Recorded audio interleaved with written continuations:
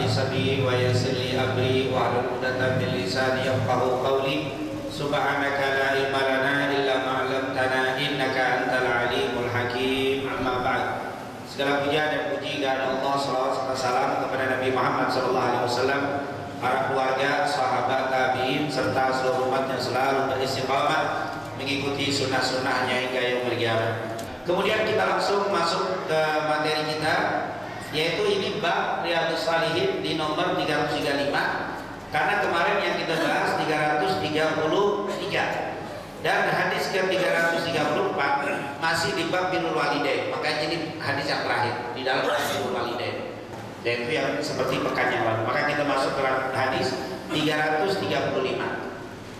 Hadis 335 kalau saya baca dan singkat mungkin semenit selesai, karena hadisnya dari Barra ibn Azib, Rasulullah bersabda, al-khala bi manzilatil itu hadisnya. Al-khala seperti itu hadisnya. Jadi bibi seperti ibu. Artinya apa? Di dalam hukum kita salaman sama ibu, bersentuhan ya, di dalam mazhab Syafi'i kan tidak batal kalau yang bukan mahram. Berarti kalau nyentuh ibu dia sebagai mahram, tidak batal. Nyentuh bibi nggak batal juga, karena khala itu bimanzilatil Tapi di dalam hadis Rasulullah ada seorang pemuda, ya Rasulullah, saya ingin sekali berbakti sama orang tua saya, tapi ibu saya sudah meninggal dunia. Nabi nanya, apakah punya khala? Apakah kamu punya bibi? Saudara yang punya, baktilah dengan bibi. Sungguh al-khala bimanzilatil Ini hadis yang sangat singkat. Nah ini, jadi khala itu saudara perempuan ibu, sementara kalau saudara laki-laki ibu dinamakan khal. Kalau saudara laki-laki ayah namanya am. Kalau saudara laki-laki saudara perempuan dari bapak namanya ammah. Bibi. Iya. Jadi khala itu dari saudara ibu, am dari saudara bapak, dan itu adalah al-khala bimanzilatil Begitu juga paman, nanti bimanzilatil seperti apa? Kedudukan seperti bapak. Makanya nanti ketika seorang putri nikah, walinya adalah bapaknya. Kalau nggak ada bapaknya, kakak atau adik. Kalau nggak ada am, yaitu pamannya, am, yaitu seperti saudara apa? Seperti bapaknya, am jadinya. Nah, ini adalah apa kedudukan yang dijelaskan oleh Nabi kita Nabi Muhammad SAW. Ini hadisnya cuma begitu, al-khala bimanzilatil bibi kedudukannya seperti ibu. Tetapi hadis ini sebenarnya adanya di dalam Sahih Bukhari dan juga diriwayatkan oleh Al-Imam Abu Dawud. Dan hadis ini aslinya panjang. Nah, coba kita baca singkat saja. Sababul wurud atau asbabul wurud, sebab diriwayatkan hadis ini. Ini kalimat al-khala bimanzilatil tentunya Nabi ada latar belakang. Kenapa Nabi ngomong begitu? Ada latar belakangnya. Itu namanya asbabul wurud. Kalau dalam ilmu Al-Quran namanya asbabun nuzul, tapi kalau hadis asbabul wurud. Nanti kalau perkataan ada asbabul qaul. Kenapa orang ngomong begitu? Nah, itu ada, harus dicari latar apa? Latar belakangnya. Kenapa dia ngomong begitu? Gak langsung kita terjemahin dari omongan orang itu. Nah, nama ilmu yang membahas tentang latar belakang itu namanya asbabul qaul, yaitu sebab-sebab perkataan ulama itu ngomong seperti itu. Ada sebabnya.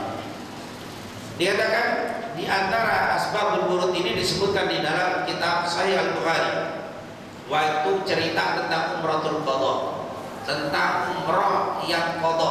Itu qadha itu apa? Mengganti. Jadi Rasulullah dulu pernah umrah mengganti apa yang tidak jadi dilakukan. Nah, nanti kalau kita belajar tentang umrahnya Nabi di dalam penjelasan para ulama, Rasulullah itu umrah sempat 4 kali. Kalau hajinya sekali, tapi umrahnya sempat 4 kali. Tapi bukan secara teks berarti nggak boleh lebih dari 4 umrahnya. Kalau 4 bid'ah. Kan ada orang begitu aja. Haji lebih dari sekali bid'ah. Nggak ada kata bid'ah. Jadi perbuatan itu bukan berarti apa hukum harus seperti itu. Kecuali Nabi bilang tidak boleh seorang muslim umroh lebih dari 4 kali. Tidak boleh seorang muslim haji lebih dari sekali. Baru itu sudah mutlak, nggak boleh lagi, haram berarti. Tapi kalau perbuatan itu nggak jadi hukum, karena al-ibrah dikatakan bima rawa la bima ra'a. Nanti yang menjadi patokan itu riwayat, bukan perbuatan. Kalau perbuatan akan terjadi banyak khilaf, perbedaan. Maka ada jamaah yang saya sudah mau pergi haji lebih dari sekali, nggak apa-apa, karena Rasulullah melakukan itu, silakan. Saya sudah mau lebih dari 4 kali umrohnya, silakan, itu boleh saja, karena pendapat seperti itu ada. Tapi jangan disalahkan kalau ada orang yang umrohnya lebih dari 4 kali. Karena ada saudara kita nih yang umroh habis dari Indonesia, dari Cilacap berangkat, habis sampai Mekah umroh sekali, udah. Pas ada ngeliat saudaranya umroh 2 kali, bid'ah tuh. Nabi nggak pernah satu safar 2 kali umroh, mesti satu safar 1 kali umroh. Iya, Nabi 1 kali safar 1 kali umroh karena duduknya dikerumputin sama sahabat. Berbagai Yaman nanya, Mesir nanya, semua pada nanya. Nabi harus menjawab, menyelesaikan itu semua. Nah, itu habis selesai umroh pertama, kedua nonton TV di hotel di kamar. Ngapain nggak ngambil waktu, diperluin kagak, di fatwa enggak? Maka nanti kondisinya beda lagi.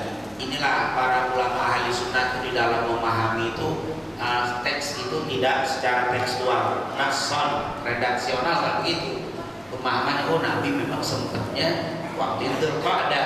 Jadi kalau kita terserah kapan sempatnya, karena salah satu perbedaan antara umroh dan haji, umroh itu waktunya tidak dibatasi, haji itu dibatasi. Al-hajju asyhurun ma'lumat. Fa'aba ahlu Makkah, waktu Nabi berangkat umroh di bulan Dzulqa'dah, fa'aba ahlu Makkah, ahli Makkah aba, menolak, enggak, tidak mau menerima, ayada'u, membiarkan Nabi yadkhulu Makkah, untuk masuk kepada Mekah. Artinya waktu Nabi mau masuk kota Mekah disetop sama ahli Mekah, sama penduduk Mekah. Di mana mereka disetopnya? Di Hudaybiyah. Jadi Nabi udah berangkat nih dari Madinah, ada yang mengatakan sampai 1.500, saya bilang 1.400 orang, pakai kain ihram, bawa kambing, karena Dzulqa'dah sekalian haji waktu itu, Dzulqa'dah Dzulhijjah. Pas masuk di mana? Di pintu masuk kota Mekah, namanya Hudaybiyah, di Sentul. Hudaybiyah agak jauh dari Masjidil Haram, agak jauh tempatnya, sekitar hampir 40 kilo lebih. Kalau Jirana lebih dekat, Hudaybiyah agak jauh. Ternyata di Sentul sama orang Mekah, tidak boleh masuk. Jadi dia sampai akhirnya Nabi balik, nggak boleh masuk ke Mekah, dia balik. Nah, ini artinya kalau ada orang yang pergi haji sampai bandar disuruh pulang, ingat aja sama Nabi Muhammad. Oh iya, Nabi juga pernah suruh balik. Jadi jangan nggak mau pulang, malu nginep di hotel, pulang boleh pulang dari haji. Malu masa udah wali safar ya, udah wali safar, udah nangis-nangisan di rumah, sampai bandara kagak boleh berangkat. Nabi udah berangkat dari mana? Dari Madinah, pakai kain ihram, naik onta, naik kuda, bawa kambing lagi. Berapa hari? Ada yang bilang 15 hari. Nah, berangkat terus itu 25 Dzulqa'dah. Berangkat sampai mau menjelang haji. Gak dikasih masuk di Hudaybiyah, balik lagi. Hatta qadahum, akhirnya kata mereka, singkat cerita, kamu balik, gak boleh masuk. Hatta qadahum ala dikatakan ala ayyuqima biha 3 ayyam. Kalau boleh masuk boleh, tapi gak boleh lebih dari 3 hari. Akhirnya setelah waktunya tiba nanti, benar Rasulullah berangkat umroh masuk di Mekah kali 3 hari, Rasulullah ikut. Setelah umroh selesai 3 hari langsung balik. Itulah Nabi sangat setia, sangat konsekuen di dalam perjanjian. Rasulullah tidak pernah ingkar janji. Rasulullah SAW kalau sudah disepakati dia ikut. Hatta qadahum ala ayyuqima biha 3 ayyam. Kalau memang melaksanakan juga, maka harus hanya 3 hari di kota. Padahal itu kota kelahiran Nabi Muhammad SAW, kelahiran Rasul di situ. Tapi Nabi dilarang untuk masuk, bahkan waktu umroh nggak boleh lebih dari 3 hari. sementara orang-orang keluar dari Arab bebas di situ. Ini begitu mereka membuat marah para sahabat Nabi Muhammad, dan mereka begitu luar biasa sikapnya terhadap Rasulullah Sallallahu Alaihi Wasallam. Itu bisa dibayangkan bagaimana marahnya para sahabat. Jalan dari Madinah, ada yang mengatakan 8 hari dan 15 hari sampai di situ pakai kain ihram. Yang pernah coba umroh, yang insya Allah kita semua sudah umroh atau pernah haji, kita pakai kain ihram, gimana rasanya? Oh 2 jam aja gitu udah gerah nih, nggak pakai apa-apaan, gimana kan? Kain ihram atas lidah dan izar. Ini 8 hari lebih disuruh balik lagi. Wallah, kata Umar bin Khattab, Umar bin Khattab waktu itu berdoa, ya Allah turun berita perang deh sekalian, dia mati daripada balik kemana? Gila, suruh balik ke Madinah lagi katanya. Disuruh balik nggak boleh melaksanakan sementara sudah pakai ihram. Akhirnya terjadilah secara singkat terjadi perjanjian. Nabi terima dan ditulislah perjanjian tadi. Jadi tentunya saya tidak ceritakan secara detail karena di sejarah masuk nanti boleh dibuka Sulhul Hudaybiyah atau Ghazwatul Hudaybiyah. Kadang-kadang disebut perang, kadang-kadang disebut perdamaian. Ali ini yang telah ditetapkan oleh Nabi Muhammad Rasulullah. Betul saya tadi. Hadza ma qada alaihi Muhammad Rasulullah, itu tulisannya. Melihat tulisan hadza ma qada alaihi Rasulullah, qalu para orang-orang kafir Quraisy bilang, la nukirru laka bihadza. Kami tidak meyakini, tidak mengimani kalau engkau Muhammad Rasulullah. Lau na'lam annaka Rasulullah, seandainya kami tahu engkau adalah seorang rasul, seandainya kami yakin engkau seorang rasul, ma mana'naka syai'an, tentu kami tidak berani melarang kamu sedikit pun. Tetapi tulis anta, walakin anta Muhammad ibn Abdullah, tapi cukup engkau tulis Muhammad bin Abdullah, enggak usah pakai Rasul. Perjanjiannya doang. Itu Rasulullah bilang, ya Ali tulis Muhammad Rasulullah. Kata orang-orang kafir, jangan tulis Muhammad Rasulullah, karena kami tidak percaya dengan kata-kata Rasulullah. Tulis Muhammad bin Abdullah. Ini kurang ajar banget siapa nih? Si kafir ini. Dia bilang, jangan ditulis Muhammad Rasulullah, tulis Muhammad bin Abdullah. Rasulullah bilang, wahai Ali, hapus kalimat Rasul. Ali naruh pulpennya, naruh penghapusnya, bilang, wallahi la, wallahi saya nggak bakal hapus ya Rasul, abadan selama kita apa? Sayyidina Ali ngelawan nggak sama Nabi. Nah, kadang-kadang ada perintah Nabi nggak diikuti, bukan karena melawan, tapi penghormatan sama Nabi Muhammad. Nabi sampai minta, ya Ali, hapus, enggak ya Rasul. Ya Ali, enggak ya Rasul. Itu nggak mau. Oh, ternyata nggak setiap yang nggak nurut itu apa?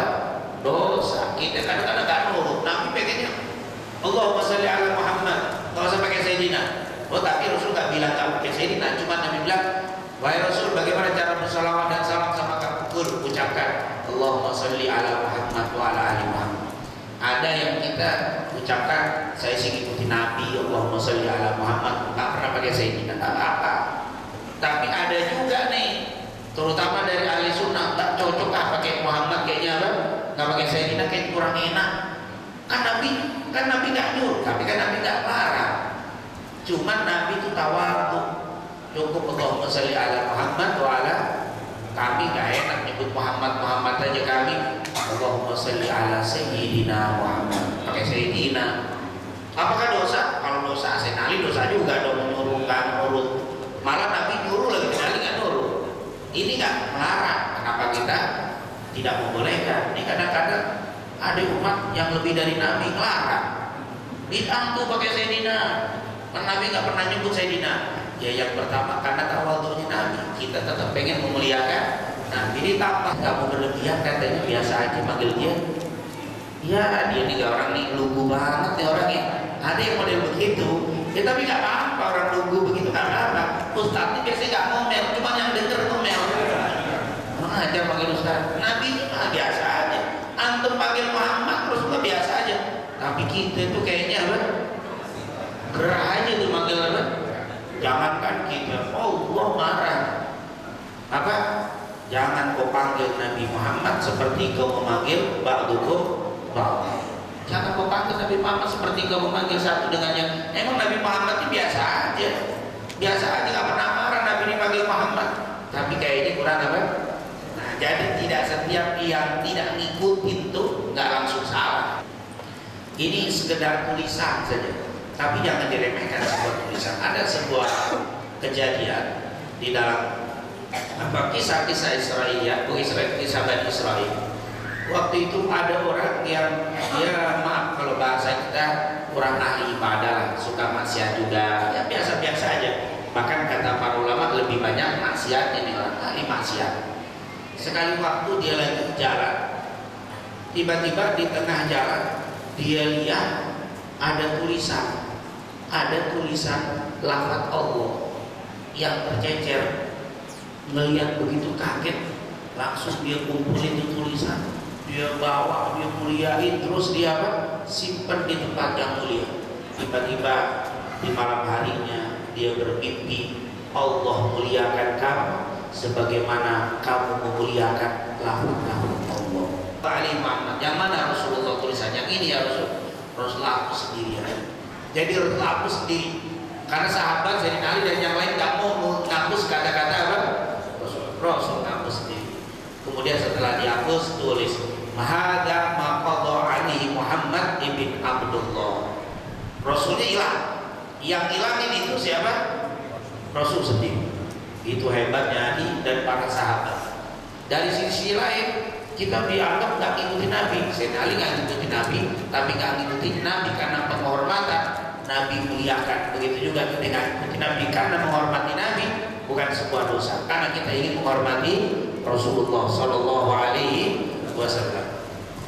La yarqulu maka as-silam. Di dalam tulisan itu tidak boleh masuk nanti ke kota Mekah dengan membawa senjata. Illa sayfil qira, kecuali pedang yang ada di dalam apa? Sarung. Jadi nggak boleh bawa pedang begini pas masuk. Itu perjanjian orang Mekah. Wa la yakhud min ahliya bi ahlin in arada yatba'ah.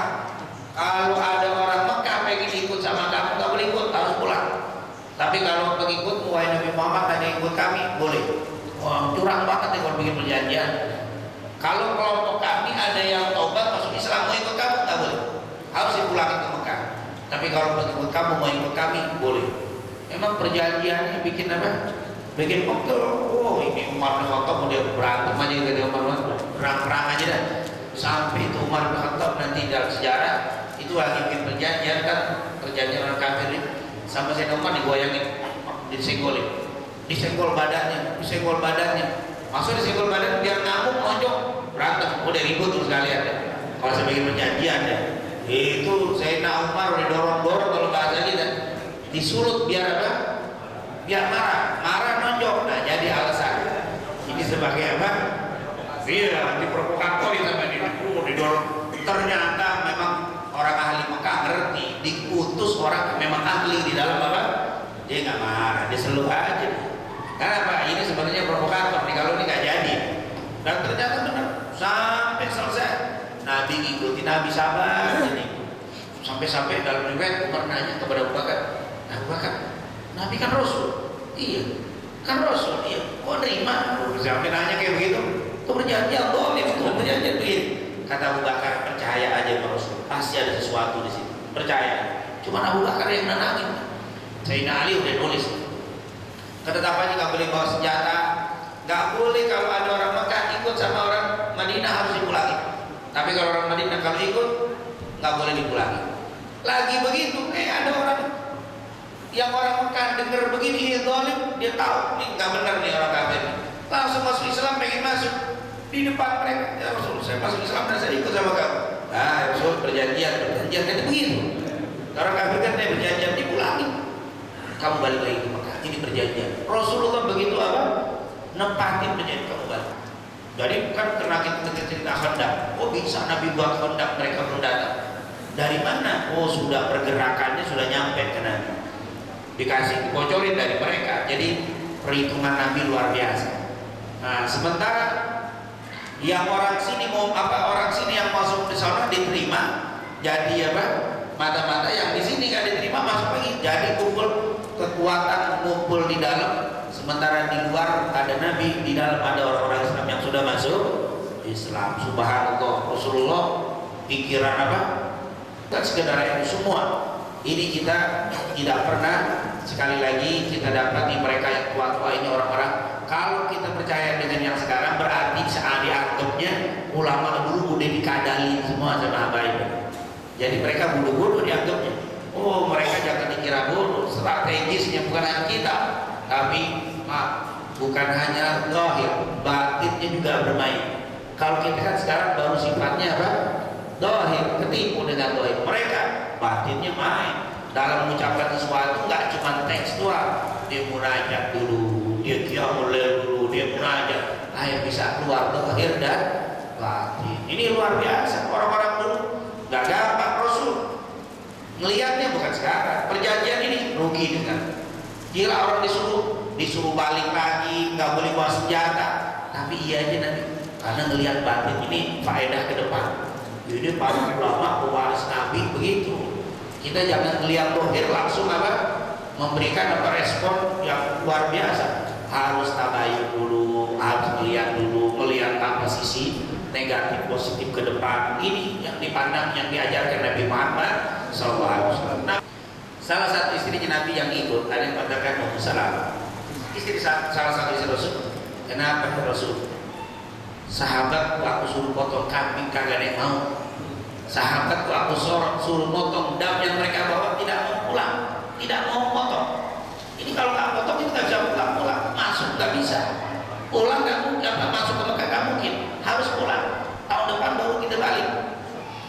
Kata istrinya yang setengah senyumnya bilang, ya Rasul, engkau mau mereka dipotong kambing mereka yang mereka bawa? Mau. Bagaimana cara? Terus aku nanya istrinya. Kata istrinya, Anda keluar ya Rasul, api pisau Anda, potong aja kambing Anda. Kalau seperti ngomong, potong aja kambing. Habis kita potong kambing, kita beresin tenda, kita pulang. Biarin aja mereka, pasti ngikutin. Rasulullah dapat ide dari istrinya, keluar dari tendanya, diambil kambingnya. Nabi kalau potong kambing sendirian, satu kambing sendirian. Kalau kita potong kambing 6 orang, takbirnya rame, kambing sampai ketakutan. Pas kita lihat rame, kambing gede kecil, kambingnya heboh kalau kita potong kambing. Nabi ambil itu kambing, dilus sama Nabi, itu kambing dia langsung dijatuhin. Ngelihat Nabi potong kambing gak pakai ngomong, kalau ayat tadiru, hampir semuanya sahabat ngelihat begitu, kalau ayat tadiru, mereka keluarin pedangnya, ambil kambing masing-masing potong kayak perang gitu. Melihat mereka langsung potong kambing. Setelah potong selesai, diberesin kambing selesai semuanya, Rasulullah ambil tendanya, diberesin, pulang. Semua kalian begitu, beres-beres tenda, pulang semuanya, menabi semuanya. Nah itu tahallulnya, karena memang terhalang, dan akhirnya tahallul dipotong kambingnya. Dan sejak saat itu mereka melihat, begitulah kata para ulama, Rasulullah kadang-kadang dapat ide dari para istri. Nabi pun keluar, fatabi'ahu, diikuti waktu Nabi keluar, Ibnatu Hamzah, putrinya Sayyidina Hamzah. Putrinya Sayyidina Hamzah bilang, unadi ya ammi ya ammi. Jadi waktu Nabi pulang, putrinya Sayyidina Hamzah bilang, ya ammi ya ammi. Hamzah ini bin Abdul Muttalib. Jadi putrinya berarti siapa? Siapa Nabi ini berarti? Sepupu ya, sepupunya Nabi. Nah, putrinya Sayyidina Hamzah menurut Ibnu Sa'ad dalam kitab Tabaqat 2. Yang pertama yaitu Umamah dan Ummu Fadl. Tapi menurut Al-Imam Al-Qatari istri apa putrinya 3. Ada namanya Fatimah. Jadi menurut Ibnu Sa'ad 2, siapa? Ummu Fadl dan Umamah. Dalam riwayat Al-Bayalisi ada 3, ada Fatimah. Jadi memang sejarah itu biasa menyebutkan anak itu kadang khilaf. Ada di sini disebutkan namanya cuma Ummu Fadl dan siapa? Dan Umamah. Sementara di kitab lain ada tambahan, ada Fatimah. Jadi Fatimah, Ummu Fadl, dan jadi berbeda pendapat tentang putrinya. Jadi antum jangan kaget kalau baca kitab, di kitab ini nama anaknya nggak disebut. Terus berarti nggak ada, nggak begitu. Cari kitab lain, nanti digabung dari hadisnya, dari kitab yang ada, baru disimpulkan jangan saya pokoknya berpegang dengan kitab ini, yang lain kagak bener. Nggak begitu kitab ilmiah namanya. Ilmiah itu digabung dari beberapa kitab, diambil baru disimpulkan. Itu ilmiah. Bukan ilmiah kalau ngambil satu kitab terus apa? Pokok di kitab ini kagak ada, selesai. Dan ini lebih tua, lebih muda, nggak begitu. Bukan ilmiah seperti itu. Ibnu Sa'ad mengatakan dua anaknya, tapi di dalam riwayat Malaysia 3 berbeda. Nanti kalau kita baca kitab lagi ada perbedaan, itu tidak mesti seperti itu. Makanya ulama udah ngerti dalam bab itu kaidah yang umum, bukan kaidah baru. Jadi bahasa-bahasa seperti ini tentunya tanawalaha Ali, dicegah sama Sayyidina Ali. Ini sisi perempuan ini dialihin sama Ali. Fa'akhadha biyadiha, dipegang tangannya, wa qala li Fatimah. Lalu Ali bilang sama Fatimah, yaitu putri Rasul, Dunak ibnati ahlika hamalat. Fatimah bawa nih apa, putri pamanmu, maksud sepupu ya, putri paman kita berarti apa, bawa di sepupu, bawa, jangan manggil Nabi, dekat Nabi. Akhirnya dibawa, dipegang Binti Umamah atau Ummu Fadl atau Fatimah, salah satu putri Rasulullah, putri Sayyidina Hamzah, ditahan oleh Fatimah alaihassalam. Nah, ini teks Bukhari. Imam Bukhari ketika menyebut Fatimah pakai alaihassalam, bukan radhiyallahu anha. Nah, ini menunjukkan radhiyallahu anha boleh, alaihissalam juga boleh. Jangan langsung dituduh kalau alaihassalam Syiah nih. Karena Ali alaihissalam Syiah, begitu. Orang dulu juga suka nyebut Ali alaihissalam. Dan kata lagi Ja'far ibnatu ammi, iya benar, dia juga putri saya, putri paman saya, karena Ja'far dengan Ali adik kakak Ja'far dan Sayyidina Ali. Ja'far itu lebih tua dari Sayyidina Ali 10 tahun, jadi jaraknya jarak tahun. Ja'far nanti meninggal di perang Mu'tah, yang disebut dengan Ja'far al-Tayyar. Nanti di surga Rasul bilang Ja'far punya sayap, bisa terbang kemana dia mau di surganya Allah Subhanahu. Ini Ja'far, dia bilang itu anak paman saya. Wa khalatuha tahti. Khala, apa khala? Hadis yang pertama, al khala bi manzilat itu. Khala siapa? Bibinya dia itu, wa khalatuha, bibinya dia tahti, di bawah saya, maksud istri saya. Berarti Ja'far lebih dekat. Dia ponakan sepupu saya, ibunya bibinya dia istri saya. Udah puyeng deh bos kalian. Pokoknya dia itu anaknya Hamzah, yaitu baik Mama atau Fadl atau Fatimah adalah siapa? Sepupu saya. Tapi dia punya bibi istri saya. Artinya lebih dekat lagi daripada Ali. Makanya kalau kita baca satu doa al-khala bi manzilatul, maksudnya apa? Oh, ternyata dulunya ada bangga-banggaan nih. Ali bilang itu sepupu saya tuh. Kata Ja'far, itu sepupu tapi bibinya istri saya. Kalau Ja'far, kata Zaid, itu anak saudara saya tuh. Sampai apa? Oh, dia kata Rasul al-khala bi manzilatul. Sebagai penutup, faqala Ali, anta minni wa ana minka. Hai Ali, memang kamu kalah kedudukannya dengan Ja'far. Karena Ja'far lebih tinggi. Karena dia bibinya si perempuan itu apa? Istrinya dia. Kalau enggak, tapi anta minni wa ana minka. Hai Ali, kamu dari aku dari kamu. Kau sangat dekat dengan aku, kata Rasul. Ana minka wa anta minni. Kamu dari aku dari kamu. Artinya Ali itu adalah dekat sekali dengan Rasul. Makanya nanti ketika punya anak nikah dengan Fatimah, disitulah anak-anak Fatimah menjadi cucunya Rasulullah yang sangat dicintai. Wakala di Ja'far, sementara bilang ke Ja'far, kamu itu mirip sama saya, perawakan dan juga akhlakmu. Jadi Rasulullah itu ngangkat mereka nih yang pengen bangga-banggaan nih, tapi bangga-bangganya bener. Kalau antum bangga, itu kan Ustaz, saudara saya, padahal saudaranya dari nasabnya ketemu sama Nabi Adam, kejauhan itu. Kalau enggak, ini bener-beneran nih ngebanggain, tapi bangganya itu dengan orang alim, dengan perempuan yang saleh. Sementara kamu wahai Zaid, kamu adalah saudara saya dan budak saya, pada dekat dengan saya karena memang budaknya Rasulullah SAW.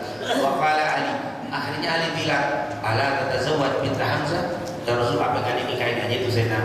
putri Sayyidina Hamzah kan tuh putri Sayyidina Hamzah cantik soalnya Rasulullah bilang Ali nawarin lagi sama Rasul nikah aja Rasul dia sama Rasul sama saya, dia pernah nyusul dengan ibu yang sama dengan saya, maka dia tidak boleh untuk saya. Oh luar biasa ini urusannya ini apa? Boleh nawar-nawarin nikah, itu boleh, boleh. Jadi memang hadis bukan Rasul tahu nih kalau Ali bin Abi Thalib kalau suka nikahnya dengan dia. Nah cuma ternyata karena kedudukannya apa? Suami seperti adik kakak, saudara persis, semuanya dipegang, nggak haram, nggak batal, nggak najis, nggak batal wudhu, pokoknya seperti apa? Kecuali kada warisan doang, kada waris, tapi selebihnya tidak berlaku. Makanya hati-hati ketika kita ngasih, maka bang asi harus dicatat mau kemana ini asi taruh. Siapa yang minum harus catat karena tidak menjadi haram hukum. Ini menjadi masalah. Maka sangat-sangat harus berhati-hati. Insyaallah nanti ada bab ini kita akan bahas di dalam bab tentang rodolah. Nanti insyaallah ada di dalam hadis kita Riyadhus Shalihin. Semoga apa yang kita pelajari ini benar-benar